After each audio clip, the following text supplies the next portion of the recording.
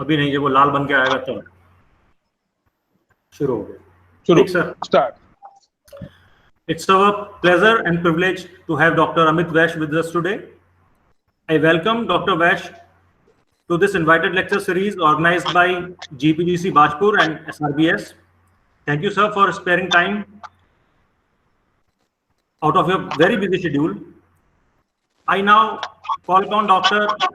Nilima Manula to formally introduce our guest lecture to our audience. Over to you, Dr. Manula. Thank you, sir. Hello, everyone, and welcome to today's session in Invited Lecture Series on Biological Sciences 2020. We have a great pleasure of having Dr. Amit Vaish as speaker of today's session. Dr. Amit Vaish is presently working as Assistant Professor at Hindu College, Moradabad, UP. He holds PhD in Botany from MJP Rohilkhand University, Bareilly. His area of expertise is plant cytogenetics. Dr. Amit Vaish has 20 years of teaching experience. He has published 6 research papers and 2 books so far. Dr. Vaish is a life member of 6 national and international academic bodies. He is founder of RAS Bio. He has been honored with various academic and non-academic awards. Recently, he has been awarded with Outstanding Scientific Attainment Award in Plant Science by Bioinformatics Technologies of India, Bareilly in 2018. Despite of being engaged in teaching and research activities, Dr. Vaish actively engaged himself in community and social work too, with great effort. I would also like to mention here that Dr. Vaish has created a YouTube channel for students and has uploaded more than 30 lecture videos so far, and I hope that our listeners will surely get benefit of this. Dr. Vaish has been delivering speeches as a guest speaker in various event stages with high spirit, and he directly connects to the audience. Now, I request Dr. Amit Vaish to deliver the lecture on how to get life sciences on fingertips. Dr. Amit Vaish, please come and share your knowledge with us. Thank you. Thank you ma'am, thank you. Very good morning to all of you. सबसे पहले मैं धन्यवाद देना चाहूंगा doctor Upreti जी का, doctor Pandey ji का, कि उन्होंने मुझे इनवाइट किया इस लेक्चर सीरीज के लिए। और अभी तक जितने भी लेक्चर हुए बहुत अच्छे रहे, बहुत इंफॉर्मेटिव थे स्टूडेंट्स के लिए। आज मैं कुछ एक लेक्चर से अलग हटकर एक ऐसे टॉपिक को डिस्कस करना चाह रहा हूं जो लगभग सभी बायो स्टूडेंट्स की एक प्रॉब्लम रहती है। बायो को एक बड़ा बोरिंग सब्जेक्ट माना जाता है, लेकिन ऐसा है नहीं। तो आइए लेक्चर स्टार्ट करते हैं। How to get life science on fingertips. This is doctor Amit Vaish, assistant professor from department of botany, Hindu college, Moradabad. Look this picture. When you take biology too seriously, ऐसा है नहीं कि बायोलॉजी सीरियस होती है या biology student को serious बना देती है। ये हमारे ऊपर डिपेंड करता है, और पर्टिकुलरली ये टीचर्स पर डिपेंड करता है कि वो बायोलॉजी को कैसे पढ़ाते हैं, और बच्चों पर डिपेंड करता है कि वो बायोलॉजी को कैसे समझते हैं। इन जनरल बायोलॉजी का नाम आते ही हम लोगों के दिमाग में आ जाता है इसमें बहुत सारे डायग्राम बनाने पड़ेंगे, रटना पड़ेगा, पता नहीं समझ में आएगा या नहीं आएगा। तो ये सारी प्रॉब्लम्स होती हैं जो लाइफ साइंस के स्टूडेंट्स इन जनरल फेस किया करते हैं। लेकिन मैं यहाँ पर आपको स्पष्ट कहना चाहता हूं कि बायोलॉजी को सीरियसली अगर आप बहुत ज्यादा सीरियसली ले लेंगे तो ये आपको कभी समझ में नहीं आएगी।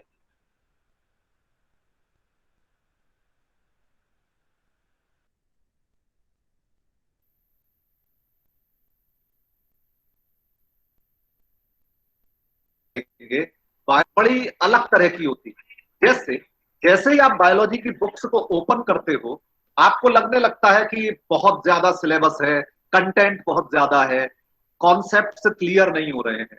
कई बार आपको लगता है बायोलॉजी बोरिंग बहुत है। कुछ टॉपिक नो डाउट ऐसे होते हैं, जैसे आप बायोलॉजिकल क्लासिफिकेशंस पर्टिकुलरली स्टडी कर रहे हैं, टेक्सोनॉमी स्टडी कर रहे हैं, मॉर्फोलॉजी को आप पढ़ रहे हैं, तो बहुत सारे ऐसे टॉपिक्स होते हैं जो आपको बोरिंग लगते हैं और आपको उनको पढ़ने में, स्टडी करने में बिल्कुल भी आनंद नहीं आता। कुछ टॉपिक्स आपको पढ़ने पड़ते हैं, आपकी मजबूरी होती है, लेकिन आपको समझ में नहीं आते। समझ में आना शुरू करते हैं तो उनको मेमोराइज करना बड़ा मुश्किल होता है। टेक्निकल टर्म इस तरह के हैं कि आपको उनको याद करने में दिक्कत आती है। याद भी अगर आपको हो जाता है और आपसे एक वीक बाद या 15 दिन बाद या 1 मंथ बाद आपसे उसके बारे में अगर कुछ पूछा जाए तो आपको रिकॉल करने में बहुत दिक्कत होती है। बीइंग टीचर हम लोग बच्चों से एक बार कहते भी हैं कि बॉटनी जूलॉजी बड़ी बेवफा, रात को पढ़ी सुबह को सफा।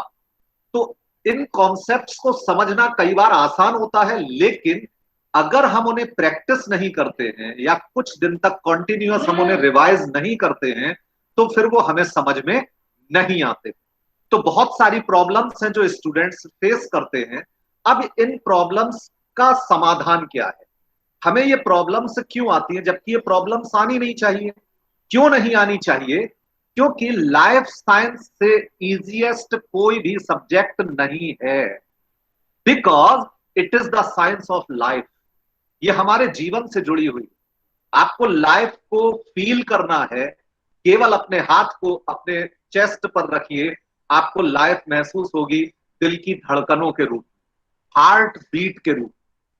जो कुछ आप लाइफ साइंस में पढ़ते हैं ये सब कुछ आपके चारों तरफ प्रेजेंट है। अगर आप अपने सराउंडिंग्स को देखोगे आपको केवल लाइफ नजर आएगी।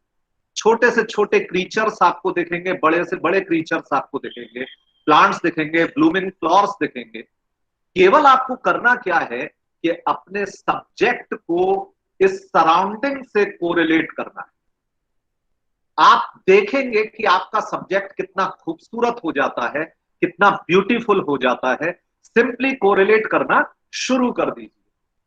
बायोलॉजी को एक्सपेरिमेंटल साइंस कहा जाता है और अभी मैंने आपको बताया कि एक्सपेरिमेंट आप अपने चेस्ट से स्टार्ट कर सकते हैं।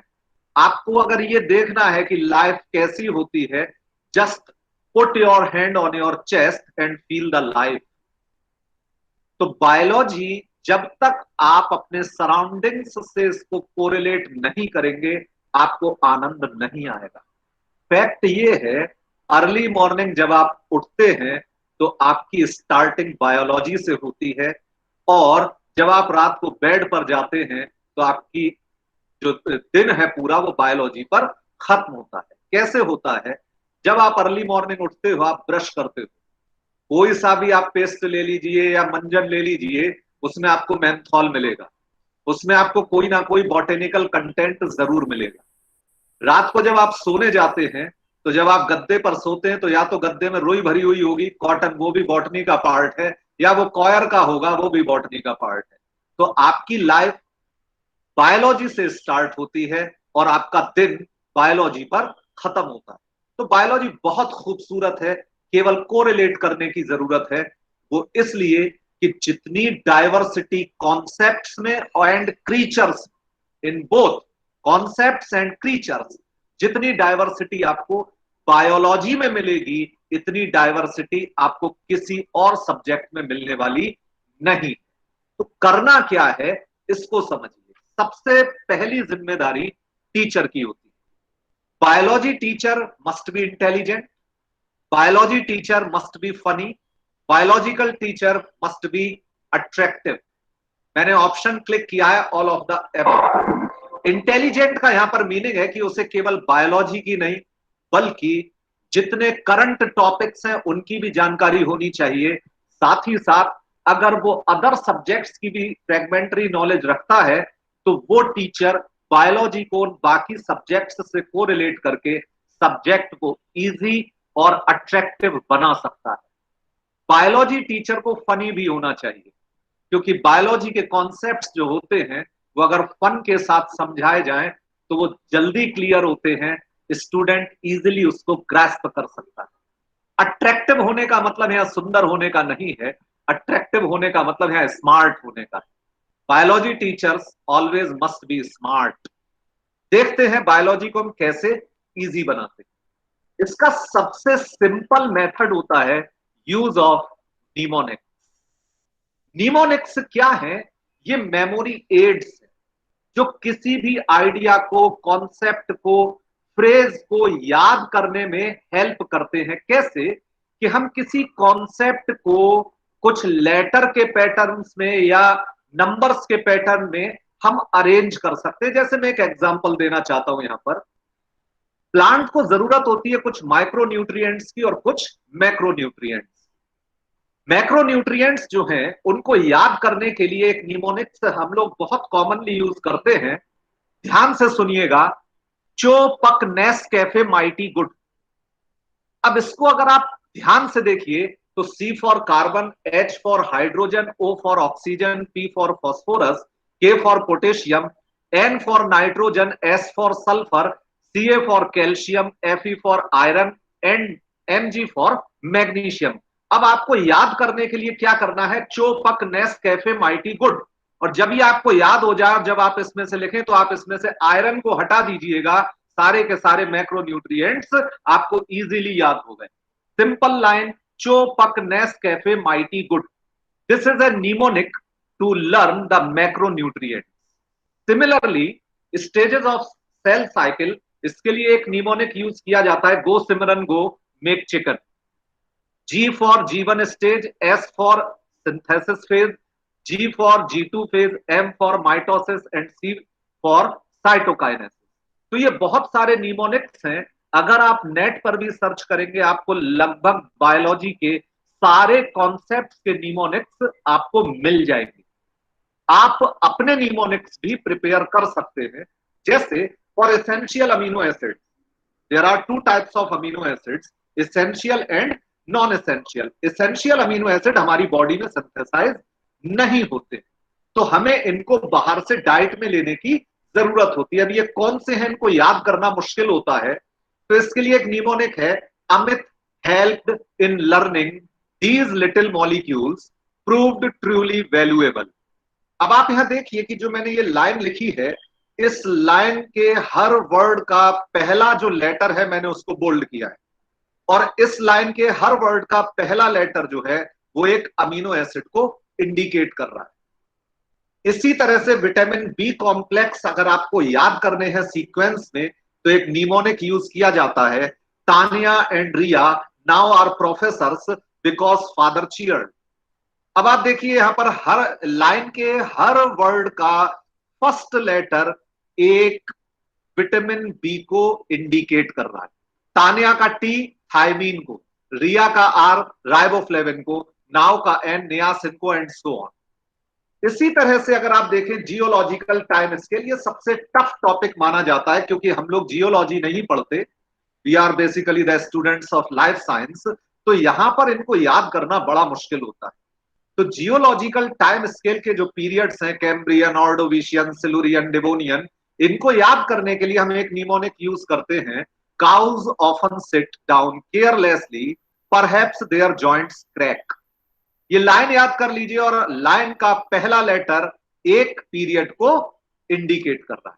यहां एक बात निमोनिक्स में बहुत इंपॉर्टेंट है कि केवल लाइन याद करने से आप कॉन्सेप्ट को याद नहीं कर पाएंगे, आपको ये नाम भी याद करने पड़ेंगे। तो नाम याद करने का तरीका है कि नामों को अगर आप 3-4 बार पढ़ लेंगे तो ये नाम आपको ऑलरेडी याद हो जाएंगे। उसके बाद अगर आप निमोनिक को यूज करेंगे तो आपको इसको याद करना बहुत आसान काम हो जाएगा। बायोलॉजी का कोई भी कॉन्सेप्ट आप निमोनिक्स के हेल्प से इजी बना सकते हैं, उसको याद करने के लिए आप आसान बना सकते हैं और अपने टिप्स पर रख सकते हैं। ऐसे अगर आप एपोक्स को स्टडी करना चाहते हैं, persistent early oiling might prevent painful rheumatism. This is a simple mnemonic जिसमें लगभग 7 epochs आप इजीली लर्न कर सकते हैं। अब देखिए एक बड़ा दिक्कत वाला जो पार्ट है वो है बायोलॉजिकल क्लासिफिकेशन। हम लोग बेंथम एंड हुकर का क्लासिफिकेशन पढ़ते हैं टैक्सोनॉमी। इसको याद करना स्टूडेंट्स के लिए बड़ा मुश्किल काम होता है। यहां मैंने अपने कुछ पर्सनल निमोनिक्स बना रखे। जैसे आप ग्रुप पॉलीपेटेली में जाइए तो इसमें 3 सीरीज हैं। Series 1 thalamiflorae. इस थैलेमी फ्लोरी में 6 ऑर्डर्स को इंक्लूड किया गया है। अब ये ऑर्डर याद करना कितना आसान है, इसका एक निमोनिक मैंने बनाया है, रापापो कागुमा। रा फॉर रेनेल्स, पा फॉर पेराइटेल्स, पॉ for polygalinae, ca for caryophyllinae, GU for Guttiferails and MA for Malvaceae. Similarly series second जो है डिसिफ्लोरी, इसको मैंने शॉर्ट किया है जियोल से साथ. Here G for geranials, OL for olecales, CE for celestrals and SA for sapindales. Similarly, series 3 caliciflori, Romipephium, rosales, myrtales, passiflorales, ficoidales, umbellales. सारे order आपको एक सीरीज में बिना किसी एडिशनल एफर्ट के याद हो जाएंगे. इसी तरह गेमोपेटेली में जब आप आएंगे तो सीरीज 1 है इन्फरी, एक बार में आपको इंफीरियर ओवरी याद हो गई, रुआस्का, रूबियल्स, एस्टिरेल्स, कैंपेनेल्स. इजी मेथड है ये निमोनिक्स का, जिसको आप अपने कॉन्सेप्ट से याद करते समय यूज कर सकते हैं. थोड़ा अलग तरह से सोचने की भी हमें जरूरत होती है. जब हम फैमिली पढ़ाते हैं तो हमने इंग्लिश में तो टर्म दिया फैमिली, हिंदी में टर्म कर दिया कुल. बेसिकली कुल शब्द हमारे यहां डेली लाइफ में यूज नहीं होता. कुल शब्द के लिए या तो हम परिवार शब्द का प्रयोग करते हैं या खानदान शब्द का प्रयोग करते हैं. अगर हम पढ़ते समय और पढ़ाते समय फैमिली या कुल की जगह परिवार और खानदान शब्द का इस्तेमाल करना शुरू कर दें तो देखिए टेक्सोनॉमी कितनी इजी हो जाती है. फॉर एग्जाम्पल, अगर मैं कहूं बंद गोभी और फूल गोभी सगी बहनें हैं क्योंकि दोनों क्रूसीफेरी परिवार की सदस्य हैं. मैंने यहां इनको सगी बहनें क्यों कहा? क्योंकि दोनों का जीनस सेम है ब्रेसिका, दोनों की स्पीशीज सेम है ओलिरेसिया. तो दोनों जीनस और स्पीशीज में सेम है, केवल इनकी वैरायटी डिफरेंट है. इसीलिए इनको मैंने क्या कहा कि बंद गोभी और फूल गोभी दोनों सगी बहनें हैं और दोनों क्रूसीफेरी परिवार की सदस्य. इसी तरह से अगर मैं कहूं आम और काजू चचेरे तहेरे भाई हैं, इसको याद करना देखिए कितना आसान हो गया. मुझे नहीं लगता कि अब जो स्टूडेंट्स हैं इस समय प्लेटफॉर्म पर हैं ये जीवन में कभी भूल पाएंगे कि आम और काजू चचेरे तहेरे भाई. आम मैंगीफेरा इंडिका, काजू एनाकार्डियम ऑक्सीडेंटल, ये दोनों एक ही परिवार एक ही खानदान एनाकार्डियेसी के मेंबर है. अब ये लाइन आपको जीवन भर याद रहेगी कि आम और काजू आर कजिन. सिमिलरली नशेड़ियों का खानदान है फैमिली सोलेनेसी. अब मैं इसको पढ़ाऊं कि पोटैटो फैमिली या टोमेटो फैमिली, इसको याद करने का बेहतर तरीका है नशेड़ियों का खानदान.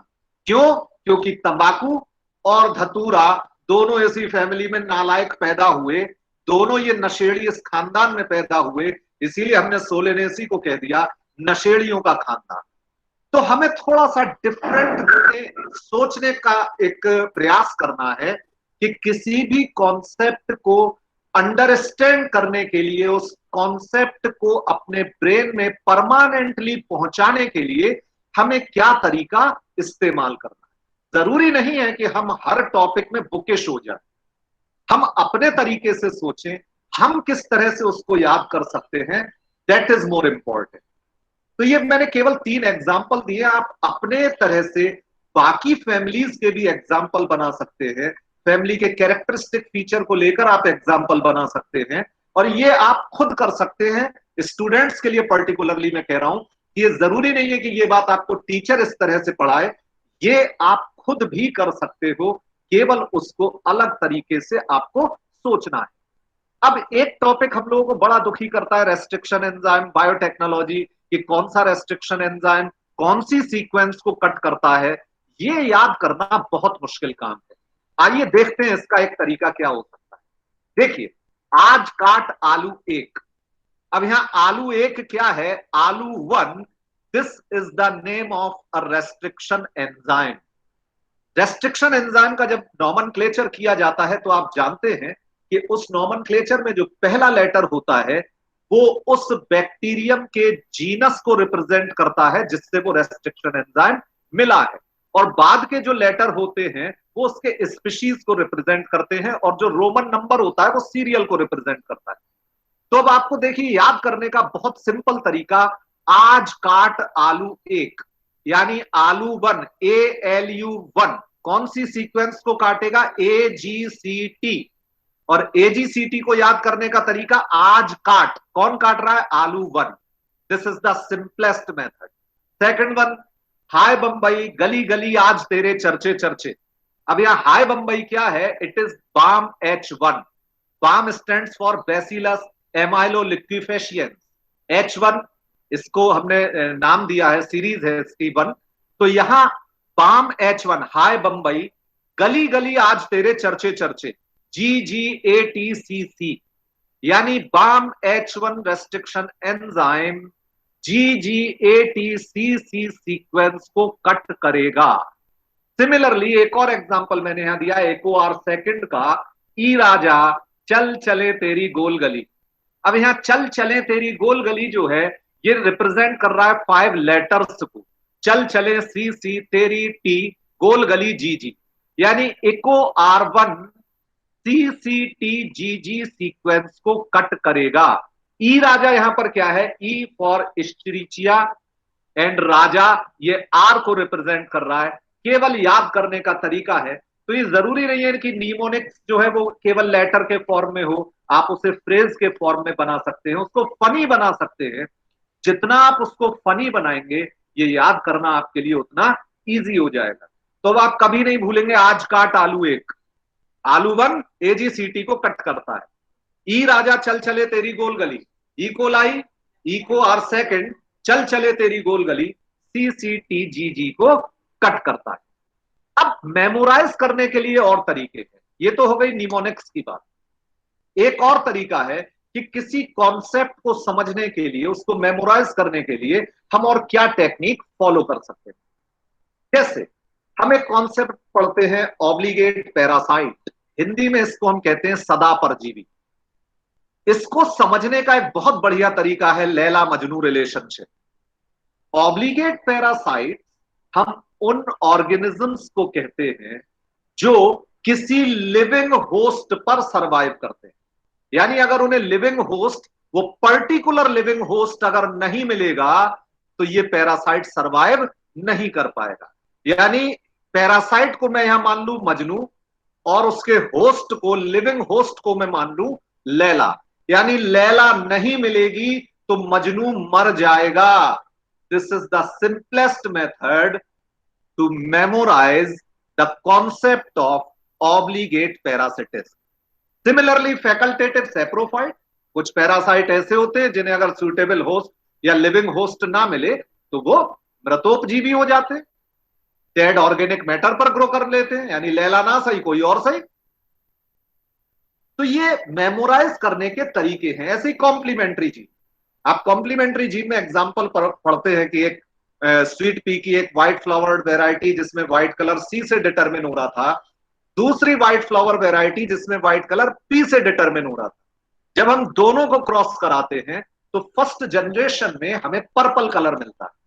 याद करने का तरीका, खूब जमेगा रंग जब मिल बैठेंगे दो यार C एंड P, क्योंकि दोनों अकेले थे तो व्हाइट कलर प्रोड्यूस कर रहे थे, लेकिन दोनों सामने आ गए, दोनों एक साथ आ गए तो एक नया रंग जमा दिया। याद करने का तरीका, खूब जमेगा रंग जब मिल बैठेंगे दो यार C एंड P।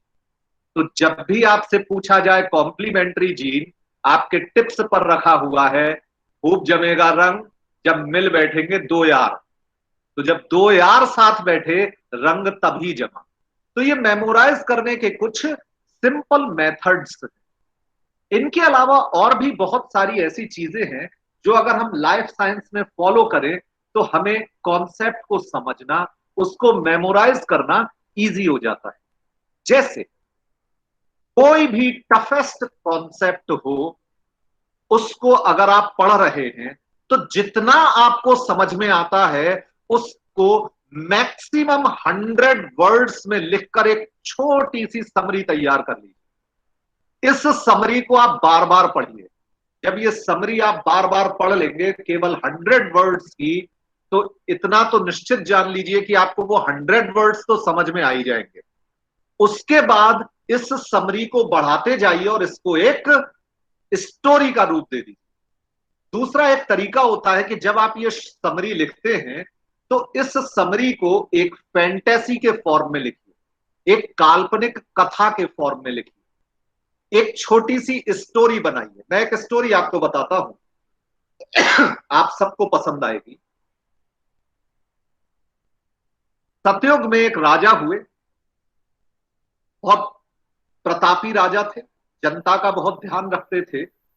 उनके राज्य में एक बार एक राक्षस ने हमला कर दिया।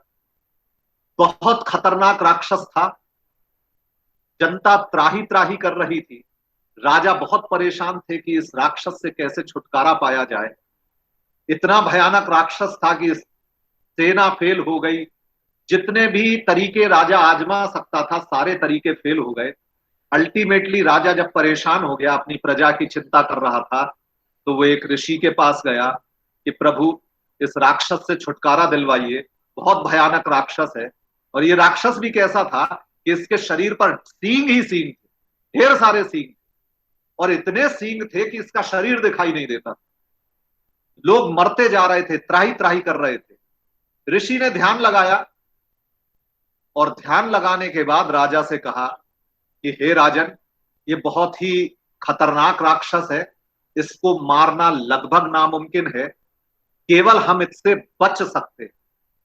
और जो मैंने सर्च किया उससे ये समझ में आ रहा है कि ये राक्षस लोगों के नाक और मुंह को पहचानता है। अगर हम लोगों के नाक और मुंह को राक्षस के सामने ना आने दें तो ये राक्षस उनका कुछ नहीं बिगाड़ पाए।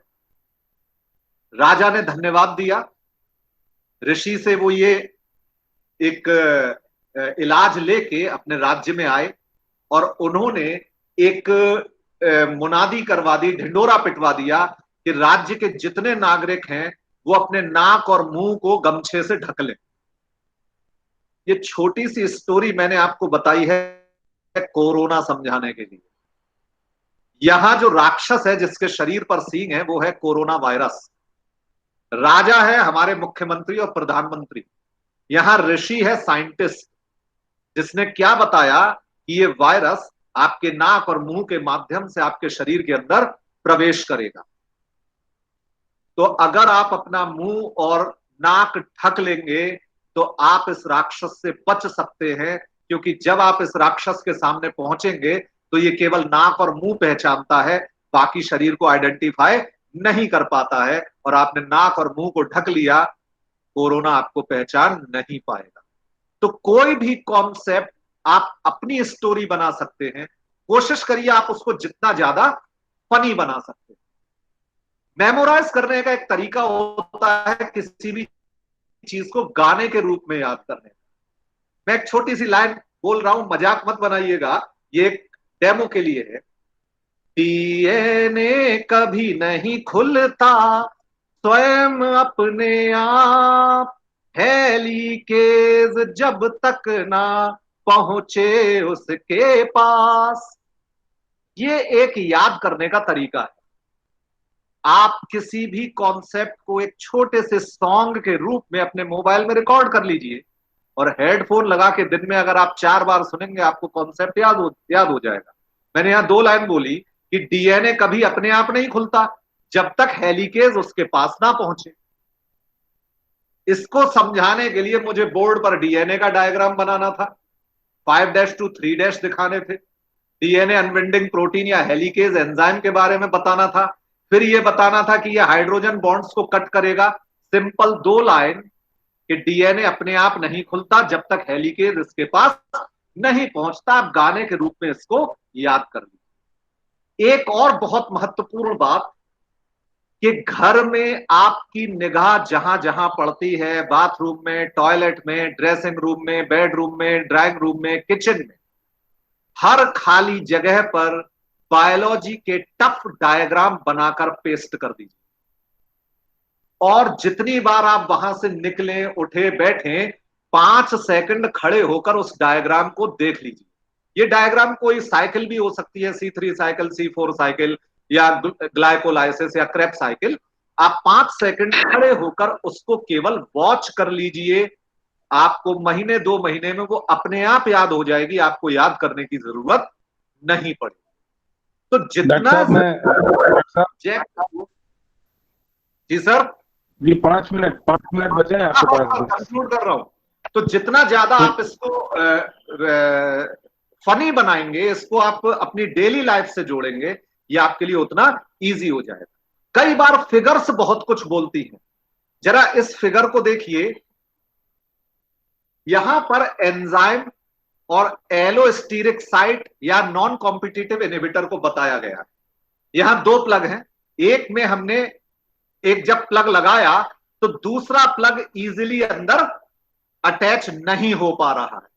ये इंडिकेट कर रहा है एलोस्टीरिक एंजाइम को कि एलोस्टीरिक साइट पर अगर कोई मॉड्यूलेटर आकर अटैच हो गया तो वो एक्टिव साइट को चेंज कर देगा और सबस्ट्रेट बाइंड नहीं कर पाएगा। सिमिलरली ये पिक्चर देखिए, टीचर ने पूछा can you show DNA and RNA visually. Student ने क्या किया, अपनी पॉनी टेल को इस तरह से बनाया कि वो एक साइड आरएनए को रिप्रेजेंट कर रही है और एक साइड डीएनए को प्रेजेंट कर रही है। तो कई बार पिक्चर्स बहुत कुछ सिखा देती। बायोलॉजी एक अलग तरह का सब्जेक्ट है, ये मैथ से फिजिक्स से बिल्कुल डिफरेंट है। मैथमेटिक्स में 2 into 2 4 होता है और 2/2 डिवाइड कर देंगे तो 0 होता है। लेकिन बायोलॉजी एक ऐसा सब्जेक्ट है जहां पर मल्टीप्लिकेशन और डिवीजन दोनों का मीनिंग सेम होता है। इसलिए बायोलॉजी को जब तक आप अलग तरीके से स्टडी नहीं करेंगे, ये आपको इजी नहीं लगेगी। जो कुछ टिप्स मैंने आपको दिए हैं, अगर आप इनको फॉलो कर लेंगे, बायोलॉजी आपको इजी लगने लगेगी, फनी लगने लगेगी और आपके टिप्स पर आ जाए। Thank you very much. Every ending is really just a new beginning. Thank you. Thank you sir. Thank you, sir. In such a nice lecture, in such a nice way. Thank you for your valuable tips and suggestions. The lecture was so interesting, impactful, and impressive. And thank you once again for illuminating the minds of our students with your splendid knowledge. Thank you, sir. Thank you very much.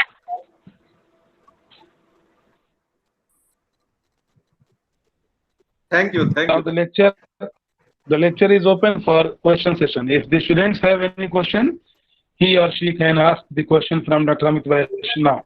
You have 5 minutes. Any question from students?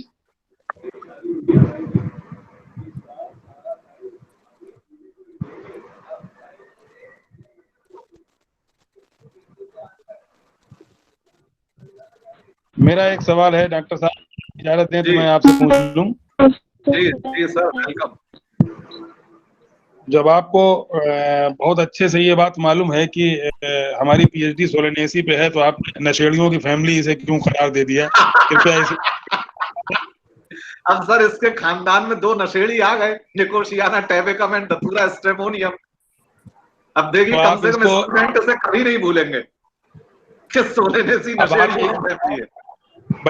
बजाय अब आपको मैं सुझाव देता हूं कि हमारे गुरुजी ने एक बार हमसे कहा था कि ये जो फैमिली है ये महादेव की फैमिली है, क्योंकि धतूरा जो है वो को चढ़ाया जाता है। और हमारे गुरुजी का नाम भी भोलानाथ है, आपको पता ही है।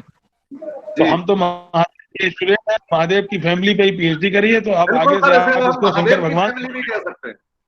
डेफिनेटली इसको महादेव की फैमिली कहा जाएगा, एग्जैक्टली की फैमिली। चलिए, बहुत बहुत धन्यवाद। और डॉक्टर अतुल उप्रेती जी कहाँ हैं? औपचारिक धन्यवाद के लिए डॉक्टर अतुल उप्रेती जी, अब आपके हवाले है। आप बिल्कुल सर, बहुत इंफॉर्मेटिव लेक्चर, बहुत सारी चीजें रिवाइज हुई और बहुत अच्छी तरह आपने, मैं तो कई चीजों में बिल्कुल चमत्कृत रह गया कि कितनी आसानी से हम उसको याद कर सकते हैं, और अपने बच्चों पे पता नहीं कितना जुल्म करते आए हम। तो आपके और ज्यादा लेक्चर करवाने पड़ेंगे। और बहुत अच्छा इंफॉर्मेटिव लेक्चर रहा सर। मैं पूरे अपने कॉलेज के स्टूडेंट्स और टीचर्स की ओर से आपको धन्यवाद देता हूँ। Thank you sir. Thank you sir, thank you very much. एक फोटो आप नहीं लेंगे? बिल्कुल ले रहा हूँ सर फोटोग्राफ। मेरा आ रहा है, मेरे स्क्रीन पे मेरा ही नहीं आ रहा है, बस क्या बताऊँ। नहीं सर, आ रहा है आपका। नहीं वो आप में आ रहा है ना, स्क्रीन शॉट कर लूंगा तो मेरे में नहीं आ रहा है, मुश्किल ये है। चलिए किनारे पे छोटा सा ये एक ले ली फोटोग्राफ, सब लोग हैं इसमें। ठीक है सर। ओके ओके सर, ले लिया सर, थैंक यू।